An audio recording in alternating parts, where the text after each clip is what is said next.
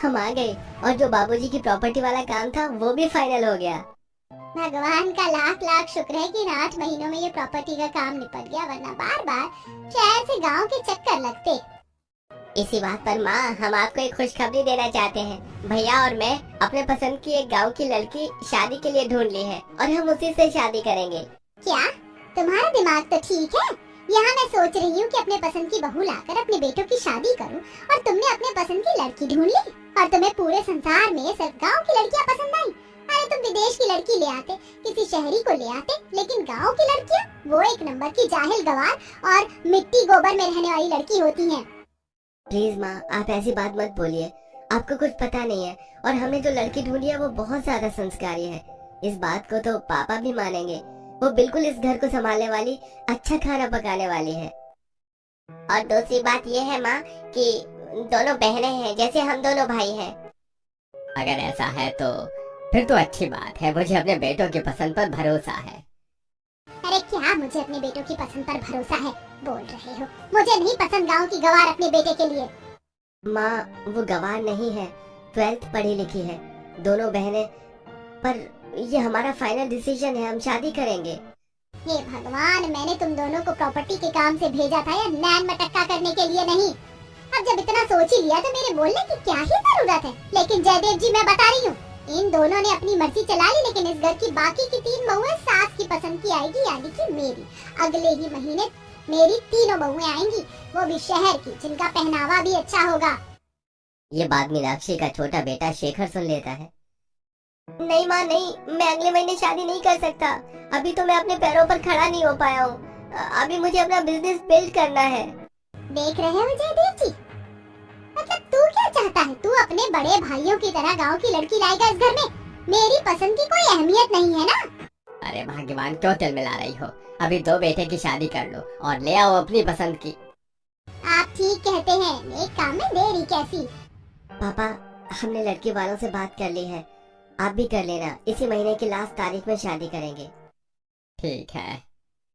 शुक्र है मैं बच गया। मुंह पिचकाकर मीनाक्षी अपने कमरे में चली जाती है और चैन की सांस लेकर शेखर भी। एक तरफ जयदेव गांव में अपने बेटों की शादी के लिए लड़की वालों के माता पिता से बात कर लेता है, दूसरी तरफ बेटे शादी की तैयारी करते हैं और आखिरकार दोनों बेटे गांव की लड़की से शादी कर लेते हैं और मीनाक्षी दिल पर पत्थर रखकर बहू का गृह प्रवेश करवाती है। आ गई मेरे सीने को छलनी करने के लिए। बताओ ऐसा क्या जादू किया था तुम दोनों ने मेरे बेटे को जो फंसा लिया? तुम दोनों की शक्ल देखकर मुझे यही याद आएगी कि मेरे बेटे अपनी पसंद की लड़की लाए हैं, ना कि मेरे पसंद की।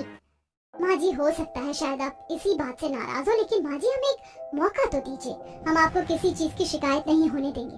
हाँ माँ जी, बस आपका थोड़ा सा भरोसा और आशीर्वाद चाहिए। ये कहकर दोनों बहू पैर छूती हैं। तब मीनाक्षी आशीर्वाद नहीं देती बल्कि जयदेव आशीर्वाद दे देता है।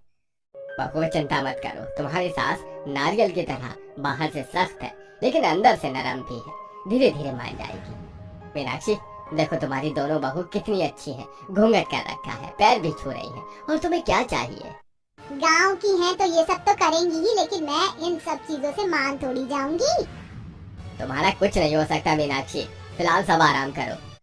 तब बहू बेटे अपने अपने कमरे में चले जाते हैं। अगले दिन दोनों सिर पर पल्लू रख के आती हैं। माँ जी, हमारी पहली रसोई में हमें क्या बनाना है बताइए?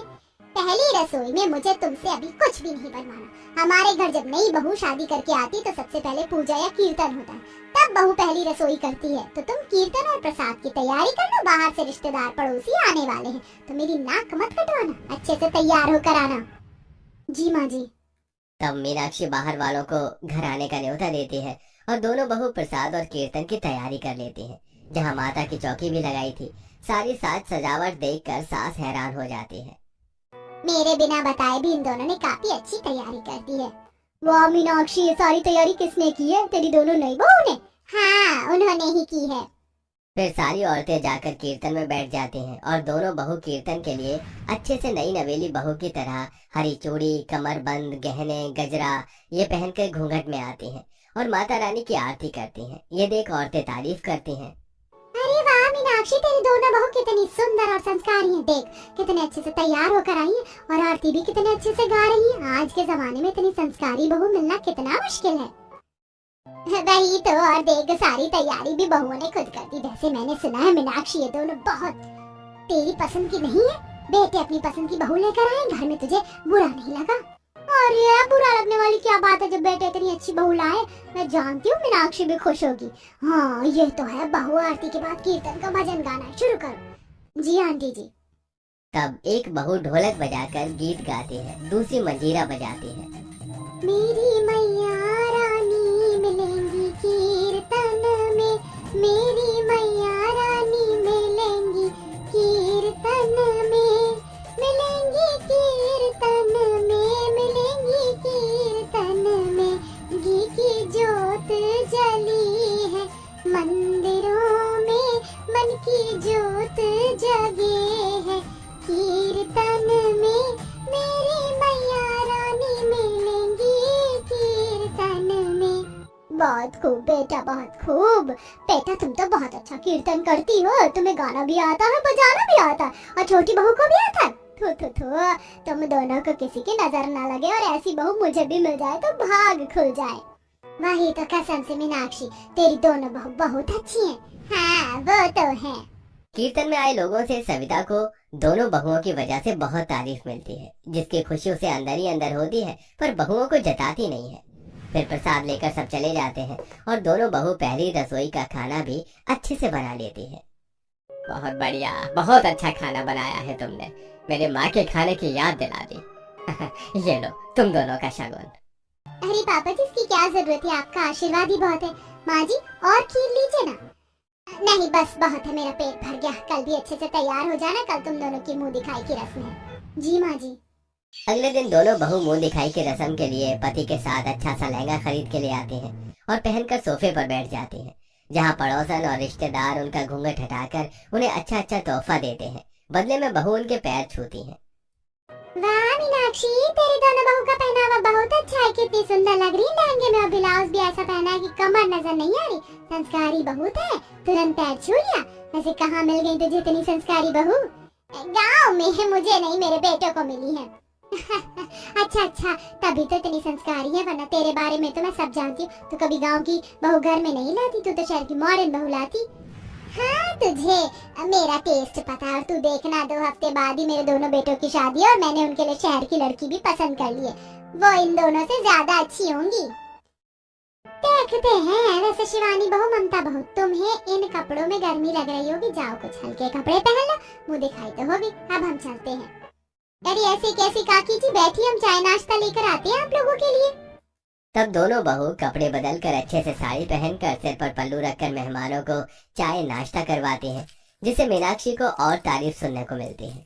लेकिन उसे कोई फर्क नहीं पड़ता, वो बस अपनी शहर की बहू लाने के लिए तरस रही थी। 2 हफ्ते बाद मीनाक्षी के विकास और माधव की शादी शहर की पूजा और निकिता से हो जाती है, और गृह प्रवेश पर ही दोनों अपनी जेठानी की खिल्ली उड़ाती हैं। माँ जी ये कौन इतने आउटडेटेड कपड़े पहन रखे हैं? हाँ बिल्कुल 80s और 90s की साड़ी लग रही है ये, और इन्होंने तो मेकअप भी नहीं कर रखा। हमें देखो शादी पर भी 50,000 का मेकअप करवाया है। तुम तो बहू हो ही सुंदर, लेकिन इन दोनों को शहर और मेकअप के बारे में क्या ही नॉलेज होगी, गाँव से जो है। ओह ऐसा क्या, गाँव की जेठानियाँ है मतलब ये? गाँव की ही सही निकिता, लेकिन ये साड़ी 90s वाली अब फिर चल गई है आजकल के फैशन के साथ। जरा गौर से देखो मेरी साड़ी को। और रही बात मेकअप की, तो आजकल के केमिकल प्रोडक्ट्स ऐसी होती है जो नेचुरल ब्यूटी को खराब कर देते हैं, और हम दोनों तो उपटन में ही खुश हैं। हाउ डेयर यू, तुम कहना क्या चाहती हो? नेचुरल ब्यूटी नहीं है, तरह मेकअप लगाने की वजह से बंदा क्या जाने अदरक का स्वाद। अरे बहू तुम दोनों गृह प्रवेश करो, कल तुम्हें मेहमान देखने आएंगे, घर में कीर्तन होगा, छोटी सी पूजा होगी, उसके लिए जल्दी तैयार हो जाना अच्छे से। ओके माँ जी। तब गृह प्रवेश के बाद दोनों बहू अपने कमरे में चली जाती हैं। रिलैक्स होकर इतना सोचती हैं कि घर में मेहमान आ जाते हैं, और दोनों बहू न उठती हैं न कीर्तन की तैयारी करती हैं। तो दोनों बड़ी बहू ही कीर्तन की तैयारी करती हैं, जिसे मीनाक्षी को लगता है कि ये उसकी दोनों बहू ने किया है। लेकिन 11 बजे दोनों बहू नाइटी में रिश्तेदारों के सामने आती हैं। उफ कितना शोर हो रहा है, बंद करो ये गाना बजाना। हे भगवान मीनाक्षी, तेरी दोनों शहर वाली बहुएं कैसी हैं? देख कैसे कपड़े में आई हैं। छी छी छी, जरा अपनी दोनों बड़ी बहू को देखा और इन्हें देख, जमीन आसमान का अंतर है, और वो कितनी संस्कारी है। बाप रे, इन्हें तो बिल्कुल शर्म नहीं आ रही, कैसे अपना तन बदन दिखा रही है और उठकर भी अभी आई। इसका मतलब ये सारी तैयारी इन दोनों बहू ने की है। अरे अभी दोनों की नई नई शादी है, शादी की चीज समझती नहीं है, जल्दी सीख जाएंगी, दोनों बच्चियां हैं। मैं तो इतराने वाली थी, लेकिन इन दोनों ने इज्जत का कबाड़ा कर दिया। जाओ तुम दोनों अच्छे से तैयार होकर आ जाओ।